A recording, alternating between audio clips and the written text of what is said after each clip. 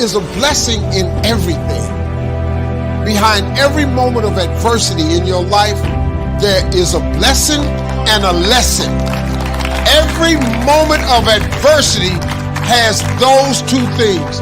Pain always leaves a gift. You have to live your life in the expectation of wonderful things happening. God is a merciful God. He didn't bring you this far to leave you. He didn't set you up to fail. You're tripping.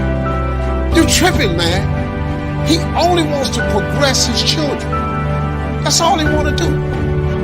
When you're working on a dream, at some point in time, a transition takes place. And the transition is what you are becoming in pursuit of the dream. Because even if you don't get the dream, you become such a strong and powerful person. It will so change your life, you can look at something else and say, well, I think I'll go do this then. Because you've now developed yourself in such confidence and such competence in how to deal in the arena of life that you can move into another area and not miss a beat. Once you begin to discover who you are, then you really realize how you have been given authority and dominion over everything on the face of the earth, including all the dimensions of your life. But you can only do that through the struggle of life. And most people avoid the struggle. Most people go through life avoiding pain. And when you go through life like that, something in you dies. Something in you that you never activate is lying dormant in there, that you never get a chance to call on because you have not challenged yourself. Somebody said the land of familiarity belongs to the dead. That most people like to feel like they're a king in the area of their comfort zone. They only want to do those things that they know how to do well. Osborne said, unless you attempt to do something beyond that which you've already mastered, you will never grow. So if you want to begin to grow,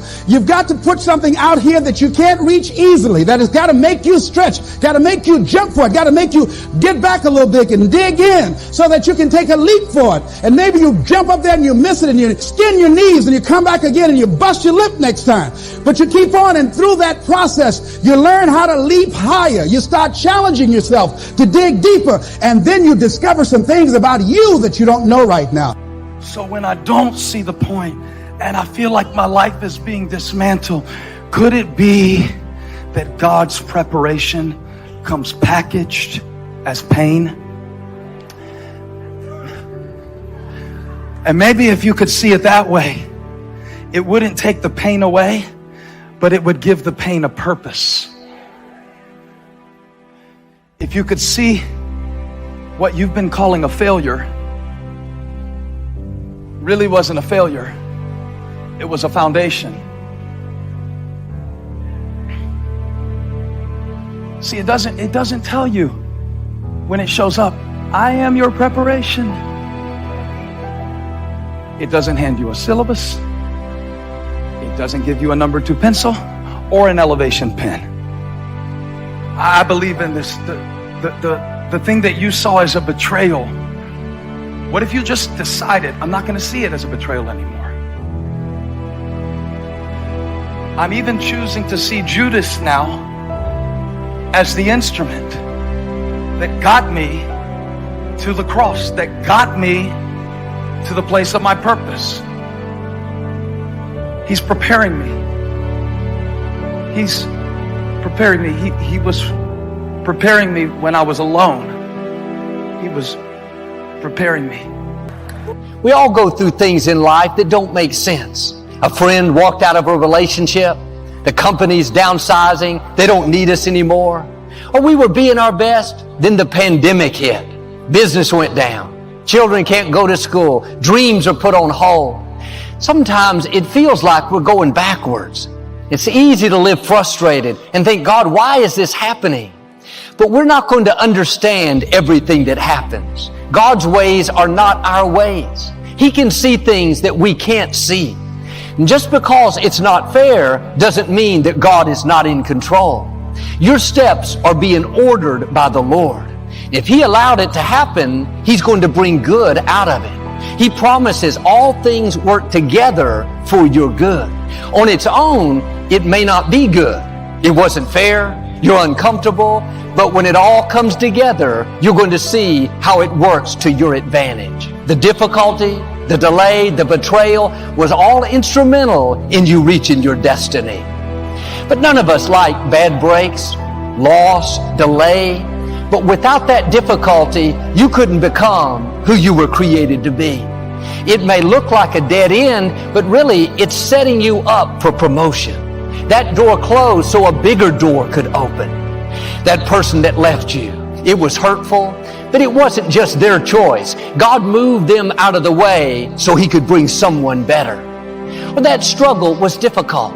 You didn't do anything wrong, but you had opposition at work. Your child wouldn't do what's right.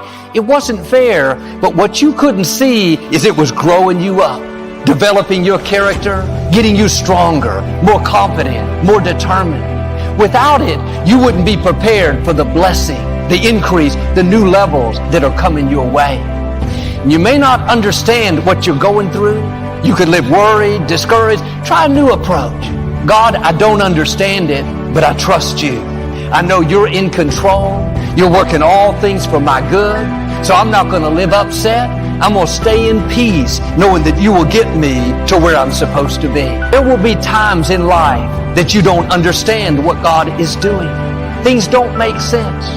Trouble, delays, closed doors, people that betrayed you, prayers that haven't been answered. It doesn't make sense now, but don't worry. One day you're going to understand. God is going to connect all the dots. He doesn't allow things that He doesn't have a purpose for. That trouble is not a surprise to God. The sickness didn't catch Him off guard. The child getting off course is not going to stop His destiny. God is still on the throne. He's still ordering your steps. You can't see it right now, but behind the scenes, God is lining up things in your favor. When it's the right time, when it all comes together, it's going to work for your good. You're going to see the hand of God. You'll look back and say, if that hadn't have happened, I wouldn't have this position.